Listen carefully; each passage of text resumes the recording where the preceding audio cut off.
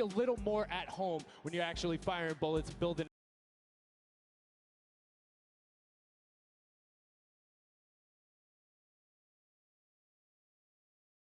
So now the VIP will be those creative captains, and they have to be the one in the capture point, uncontested, to score team to 1,000 points or the highest scoring team by the end. And also, the creative captains will be wielding the Infinity Blade. That Infinity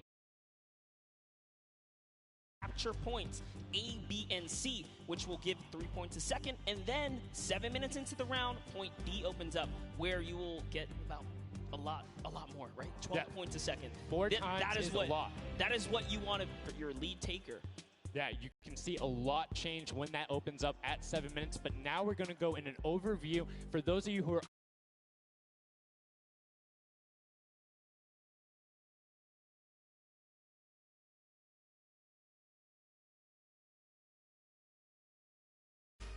This map is a collaboration between Team Evolve and Epic. Now let's break down how it all works. For this very special event, we are bringing you an exciting King of the Hill style game built in creative by Team Evolve. 8 teams of 4 players will start at their home base on the edge of this massive flying city. Together they will push 3 capture circles, racking up points by holding them down for their team. As each team heads toward the capture points, they'll need to protect their team's VIP, who plays a key role in this game mode.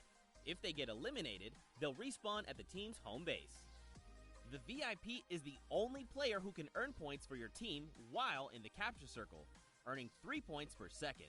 They are also the only ones who can wield the Infinity Blade, which deals massive melee damage and enables the wielder to jump incredible distances.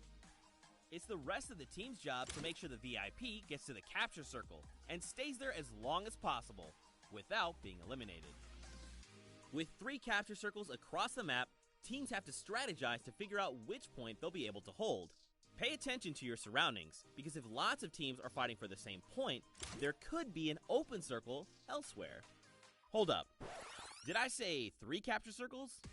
Actually, there's a 4th one. Partway through the match, the 4th capture circle in the center of the map will open up and will award 4 times more points per second than the others. But with high reward comes high risk. After each match, teams will be ranked based on how long they held the capture circles and earn overall points based on their rank in that game. Those points will be added to an overall leaderboard, and at the end of 6 matches, the team with the most points wins. Let the showdown begin. Love seeing that and getting a quick rundown on how the teams can go about playing. Now, Monster, I have to ask you, knowing the rules now, seeing the map, seeing the teams, who is your team to watch out for? You know, early on, I thought the Little Whip Warriors and the Fish Ram were going to do good, but hearing from the Ravens Revenge, Gotaga now, I'm just shifting towards Ravens Revenge here. They've swayed me. Their entrance has really swayed me. They definitely had a lot of confidence down there in Gotaga. It can be very competitive at a drop of a hat. My team to watch, the Llama Record Co., Hand of Blood, Spenos, Alex JJ Carnifex. You heard him talk about it. 3 competitive veterans and a very aggressive German. That's a combination that I want to see on Sky Station Showdown. Now, we've done a whole bunch of talking, but I know why you guys are here. You know why we're here. It's time to play some Fortnite. The Fortnite World Cup Creative Finals starts right now. And this is it. We are loading in. Everyone's hopping now, and they are actually familiar with this map. So we're gonna see the strategies off the bat here. Let's see who can take away and break away with that early lead you saw there. Nice wide shot of all of our captains here. And here it is. Little Whip Warriors in the lead off the bat. Already you can see trades coming out now. A fun fact, the Infinity Blade wielder gets a bonus 100 health and shield, so he's sitting at the 200 mark. On top of that, Siphon is on. If you get an elimination, you get that 50 effective HP back over. That makes the Infinity Blade very hard to take down. They also get those big crescent move jumps to slam down. And as you can see going on the right-hand side of your screen, it is creative chaos all over the place. But now taking in with the Little Whip Warriors as they're able to clean it out, and Ninja's trying to rotate up top. Yeah, I'm sorry to break it to you, but the Llama Record was completely pushed off of their point. And now we have Ninja who's going in with the Infinity Blade. What a player to wield this one right here. Oh, he's getting pushed back. Notice how he doesn't even want to get eliminated. He wants to do as much damage as possible. But is that effective? I think you just kind of reset and you go, or you get up there and you start swinging. The 75 damage hit will be able to take it down, and the Llama Record Company establishes himself right back up. Now, what's going to be interesting to me is how the players utilize their building. You start with 50 wood, and then if you get an elimination, you get 25 wood directly into your inventory. So if you're able to kind of eliminate out and put pressure down, you can get some ridiculous builds, as we're already seeing on top of the Blue Hill. Yeah, this is actually a neck-and-neck race right here in the early game so far. Fish Fam, Chicken Champions, and Raven's Revenge are all trading spots at the moment. And Sunshine Soldiers comes right on in to wipe that up and get them out of there. And nice job for Stewart. And look at the Cuddle Crew across the way, just now getting their first points because they've been contested the entire time, whereas Llama Record comes, what are they rocking? They're rocking everything that you can get in the game, from blue tactical AR up to that hunting rifle. So you have the long range, you have the close range, you have the AR. You kind of just pick and choose your battle, what you want to use. And the one thing you're missing that the Infinity Blade wielder does not have will be 9 impulse grenades. So everyone has a bunch of mobility to be able to get up there. But you see right there, Scissors able to cut down a bunch and get a decent amount of timing. Let's take a look at the score. Little Whip Warriors climbing up, but it is only a 5-second uncontested lead, and they're building on it. Right now, not a lot of points have been scored, which means when that hill opens up at 7 minutes, it's going to be that much more important. Yeah, this is going way better than I expected. There is no one dominant team so far. But the Little Whip Warriors are doing so great right now. There goes Ninja, and he does get traded out. Raven's Revenge kind of takes it back over. We'll go Taga's squad managed to hold it down for long enough to get their, points in. Don't forget, he has to clear out the point. If there's someone on it, you're not going to get anything. Right, and as soon as you're up there, teammates are not building for you, you're exposed for the entire map. Everyone else is able to see you. You can see El Rubius going in, but the double tack plus the Infinity Blade wielder of Hand of Blood. This Llama Record Company team is looking to go platinum with a great defense of their point. There it is, very nice. Finally starting to earn some points, trying to break that, triple digit. Hand of Blood, little fun fact right there. His dog Falco is Germany's second biggest dog influencer on Instagram. That's impressive, but I wonder who the first biggest is now. That's like, is there a statistic for that? Like, do you go down the line? But one thing I do want to note for Hand of Blood, look at the eliminations coming out of the Infinity Blade. Already sitting on 7 and being aggressive. As the more he gets that siphon going, the better he's going to be. But the Chicken Champions come out on top there. No tender defenders are going left. Able to hold the top, and now crawling their way back up there. They're only about, 10 seconds or so behind the Funky Fighters? Dude, wait a second. Where did the Funky Fighters come from? Suddenly they're at the top here, and the Little Whip Warriors have not managed to earn any points. Sunshine Soldiers looking to kind of ruin that festival up top, but it's Tomoya. We touched with him with Pookie early on. He said, you know what, he chose his players, specifically because they're great at depth runs, but it looks like they battle it out too. They're doing a very good job of making sure they go at the same time. You can see Tomoya here being patient, doing everything he can to try and find an outlet, but he doesn't want to commit before his teammates are there. He's waiting for Kutu. There they are. Kutu coming up with him as well. The fight is on, but we switch back over to Scissors just chopping it down, but the Fish Fam is a sushi there as the retake happens. That is actually crazy. Watch him kind of wait there, prepare the ambush. His team comes up and they collapse on the point, and bye-bye Fish Fam. And notice they had enough mats to completely encircle the top, but the Infinity Blade will be able to come right out. So instead, Tomoya jumps straight up to just stall out a couple every seconds, because every second matters. As you see Kutu also on 8 elims right now. The sword players putting in work. We have a bit of a tie up top. Funky Fighters and Fish Fam. Llama Record so close as well. This is a close one for the run in the top 5 so far. And I like seeing the Funky Fighters using impulses out of spawn. You get 9 of them, so it's great to throw them off to knock other people off the point, but use 3 to get a little faster. These guys are all very experienced in terms of navigating basically every part of creative and battle royale, so they can use those little quick impulses to get themselves more efficient. As you see Zan go down, Suzu go down, Scissors go down right there as Lachlan is just cutting them apart. But Tomoya, again, the Funky Fighters come out on top with the Infinity Blades at least, so no points going over right now to the Cuddle Crew. Oh no, the Cuddle Crew does not have the Infinity Blade wielder here, so Clitex has to kind of hold it down for now and wait until the leader, the team captain, can get up to the top. If Lachlan gets there in time, he might be able to, but nope, they kind of lose their point of interest, unfortunately. And now Gotaga goes up and goes straight back down, not able to catch himself on the edge, so Raven's Revenge gonna have to wait a little bit before they get points, but have full control, and Gotaga unfortunately breaks some of his teammates' build there with the Infinity Blade. Yeah, you see Chappie. Chappie's from, you know, the USA. His favorite aspect of creative mode is actually 1v1 build fights, so this is why they're doing pretty good right now. And they kind of close it up. Looks like the Cuddle Crew has come back, but the Fish Fam is here to ruin that entire party. Can they shut it down? And Scissors survives just for a bit more.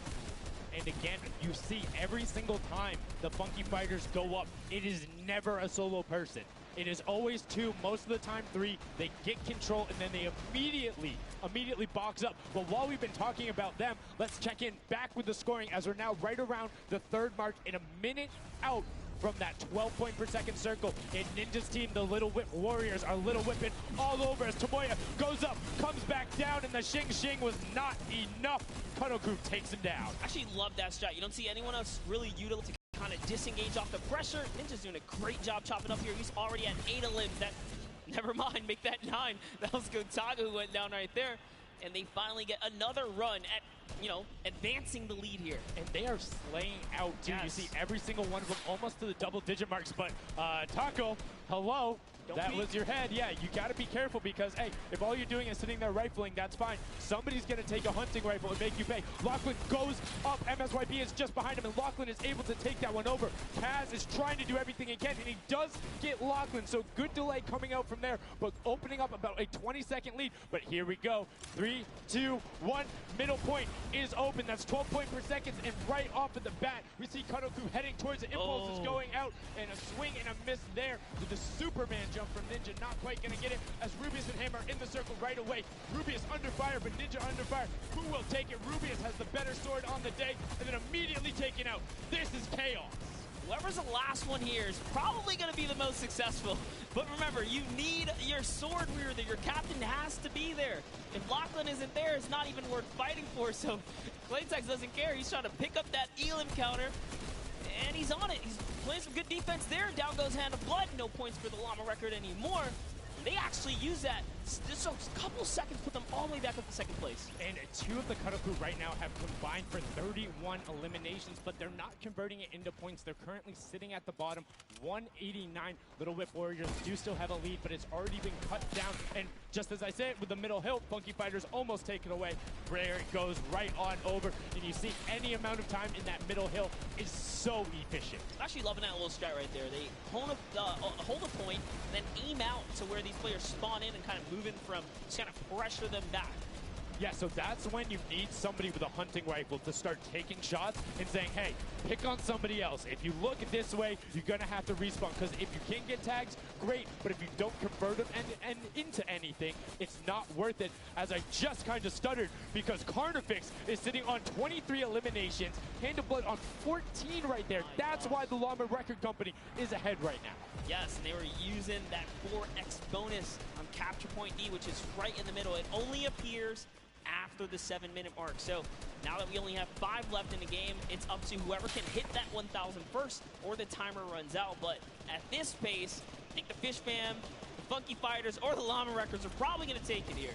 Yeah, the Sunshine Soldiers are also racking up points quickly. What's interesting to see is the Fish Fam are pretty much now uncontested, as everyone has tunneled in on that center hill. But once you get later into the game, when you need to kind of go up a little bit more, consistent points end up winning out, because everyone will turn their attention to the 12 points per second. You'll have impulses going down there, random hunting rifle shots, builds 24/7, because they see that tick happening. And look, as I say, all the sword players are down there, 2 of them going off, the tac shotguns being thrown up, walls everywhere, but it doesn't matter. Points aren't being scored right now. Yeah, they're trying so hard to get all the bonus points that the Fish Fam is just like stealing away the lead right now. But also, remember, if their teammates pick up elims, you get matched straight to your points, into your inventory. So they're able to fortify up there. That's why they're just slowly growing. and you can actually fortify to prevent the impulses from going in or make kind of a wall to toss it in. As you see, Hand of Blood picking up his 16th elim, but hey, Scissors is chilling. Yeah, Pumpernickel it up, man. Pumpernickel it up. Yeah, let him know.